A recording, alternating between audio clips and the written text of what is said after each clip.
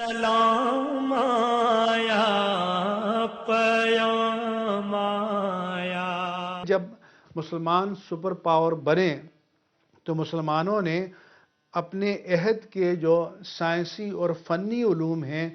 ان میں بھی ایکسپرٹیز اور مہارت حاصل کی، اور آج مغرب جو سائنسی اور فنی علوم کی معراج پر ہے تو اس کی جو بنیاد ڈالنے والے وہ مسلمان تھے، اور جہاں مسلمانوں نے ان علوم کو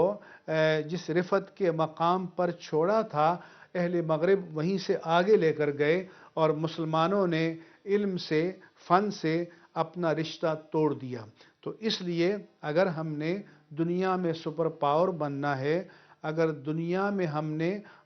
مادی اعتبار سے قوت عظمیٰ بننا ہے، اگر ہم نے دنیا میں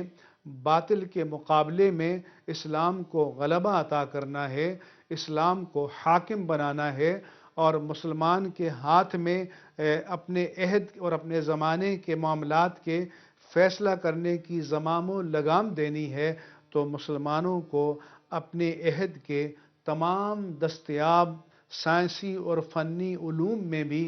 مہارت تامہ اور مہارت کاملہ حاصل کرنی ہوگی، اور اس کے ساتھ ساتھ جہاد کو اپنا شعار بنانا ہوگا، اور دیانت، امانت، صداقت، شجاعت، ان اقدار کو جو مسلمہ انسانی اقدار ہیں اور جو اسلام کی بھی مسلمہ اقدار ہیں، ان کو اپنا موٹو اور ان کو اپنا منشور،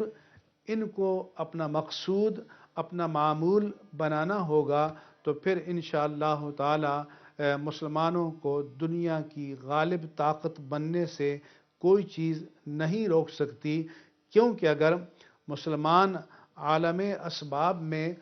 باطل کے برابر آ جائیں یا باطل کے قریب آ جائیں، یا کم از کم باطل کے ساتھ 1 اور 2 کی نسبت ہو، یا 1 اور 4 کی نسبت ہو، یا 1 اور 10 کی نسبت ہو، تو پھر مسلمانوں کے اندر جو اللہ نے ایک قوت ایمانی دی ہے، ایک جذبہ ایمانی دیا ہے، اور اللہ اور اس کے رسول کی راہ میں قربان ہو جانے کا جذبہ دیا ہے، یہ جذبہ اس کو پھر باطل پر غالب کر دیتا ہے۔ لیکن اس کے لیے یہ بنیادی جو چیزیں ہیں یہ یقیناً ضروری ہیں، اور مسلمانوں کو اس جانب توجہ دینی چاہیے۔ اور یہاں پر میں یہ بھی عرض کرنا چاہوں گا کہ اللہ جل شانہ کی طرف سے آج بھی مسلمانوں کے پاس اتنا کچھ ہے کہ 57 مسلم ممالک بھی ہیں، اور دنیا میں ایک بڑے رقبے پر مسلمانوں کی حکومت بھی ہے، اور پھر بہت بڑی افرادی قوت بھی ہے، اور پھر جو مسلمانوں کا جیو پولیٹیکل ایک اثاثہ ہے خشکی کے اعتبار سے، سمندروں کے اعتبار سے، وہ اتنا اہم ہے کہ کوئی بڑی سے بڑی عالمی تجارت مسلمانوں کے ساحلوں کو چھوئے بغیر ہو نہیں سکتی۔ تو اگر مسلمان ان تمام وسائل کو مجتمع کریں اور اپنے اندر مرکزیت پیدا کریں، اور ہمارے وسائل پر بجائے اس کے کہ چند سلاطین، چند ملوک یا چند اہل اقتدار قابض ہو کر عللے تللے اور عشیاشیوں میں ان وسائل کو اڑا دیں، تو یہ تمام امت کی ملکیت بن جائیں، اور ان وسائل کو امت کی فلاح کے لیے اور امت کی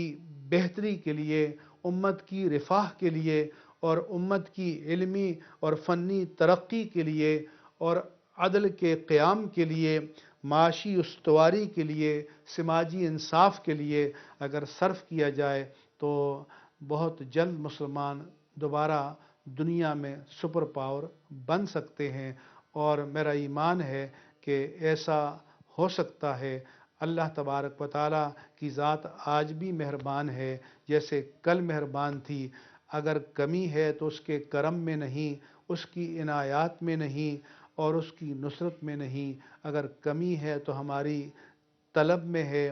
ہمارے اپنے جذبات میں ہے، ہمارے عمل میں ہے، ہمارے کردار میں ہے۔ مغرب میں جو کچھ بھی آپ کو اس وقت زندگی نظر آتی ہے سائنس اور علوم کے میدان میں، وہ مسلمانوں کا ہی دیا ہوا ایک تحفہ ہے، اور اگر ہم ان کو ان سے لے لیتے ہیں تو کسی اجنبی تمدن سے یہ چیزیں حاصل نہیں کرتے، بلکہ وہی چیز واپس ان سے لیں گے جو ہم نے ابتدا میں خود ہی ان کو دے رکھی۔ چنانچہ مشہور مستشرق فلپ ہٹی نے اپنی کتاب ہسٹری آف دی عربز میں لکھا، قرون وسطیٰ میں کسی بھی قوم نے انسانی ترقی میں اتنا حصہ ادا نہیں کیا جتنا عربوں نے اور عربی زبان بولنے والوں نے کیا۔ اہل مغرب کی ترقی کی بنیاد میں بھی مسلمان دکھائی دیتے ہیں، اس لیے کہ سائنس یا تجربی علم مسلمانوں کی ایجاد ہے۔ انہوں نے اس علم کی طرف پہلی بار رخ کیا اور اسے یورپ سمیت دوسری اقوام کو منتقل کیا۔ عربی زبان اور مطالعہ اسلام کے مشہور مغربی پروفیسر مانٹگومری واٹ نے لکھا، خلافت عباسی کے دور میں بغداد میں دنیا کا پہلا طبی کالج قائم کیا گیا۔ قاہرہ میں ایک ہسپتال بنایا گیا جس میں بیک وقت 8000 آدمی رہ سکتے تھے۔ اس میں عورتوں اور مردوں کے الگ الگ وارڈ بنے ہوئے تھے۔ اسی طرح مختلف بیماریوں کے لیے الگ الگ شعبے تھے۔ اس میں دوسرے انتظامات کے ساتھ لائبریری اور لیکچر روم بھی موجود تھے۔ مغرب کے منصف مزاج محققین نے تسلیم کیا ہے کہ مغرب کا رینیساں براہ راست عربوں کی دین ہے۔ رابرٹ سٹیفن بریفالٹ نے لکھا ہے، ہماری سائنس کے لیے عربوں کی دین صرف یہ نہیں ہے کہ انہوں نے انقلابی نظریات دیے، سائنس کے لیے عرب کلچر کی دین اس سے بھی زیادہ ہے۔ وہ اپنے وجود کے لیے عربوں کی مرہون منت ہے۔ یہ بہت زیادہ قرین قیاس ہے کہ عربوں کے بغیر جدید صنعتی تہذیب سرے سے پیدا ہی نہ ہوتی۔ الطاف حسین حالی نے ان مسلمانوں کی طرف اشارہ کرتے ہوئے کہا، کیا برطرف پردہ چشم جہاں سے، جگایا زمانے کو خواب گراں سے، بہار اب جو دنیا میں آئی ہوئی ہے، یہ سب پود انہی کی لگائی ہوئی ہے۔ چنانچہ مسلمانوں کو اپنے عشق رسول کے دعوے کو سچ ثابت کرنے کے لیے رسالت مآب صلی اللہ علیہ وآلہ وسلم کو پورے سال بلکہ اپنی پوری زندگی کی شخصیت بنانا ہوگا۔ آپ کی تعلیمات کو شعوری، مکمل اور عملی طور پر ماننا ہوگا۔ قرآن و سنت اور دنیوی علوم میں خاص طور پر تجربی علوم کو پوری طرح اختیار کرنا ہوگا۔ انسان کے اندر اور باہر پھیلی ہوئی آیات الہی پر گہرا غور و فکر کرنا ہوگا اور ان میں موجود قوانین فطرت دریافت کر کے ان کے ثمرات کو عام کرنا ہوگا۔ اس کے بعد ہی ان کا کھویا ہوا وقار بحال ہو سکتا ہے، ان کے مضطرب دلوں کو آسودگی مل سکتی ہے اور ان کے عشق رسول کی تکمیل ہو سکتی ہے۔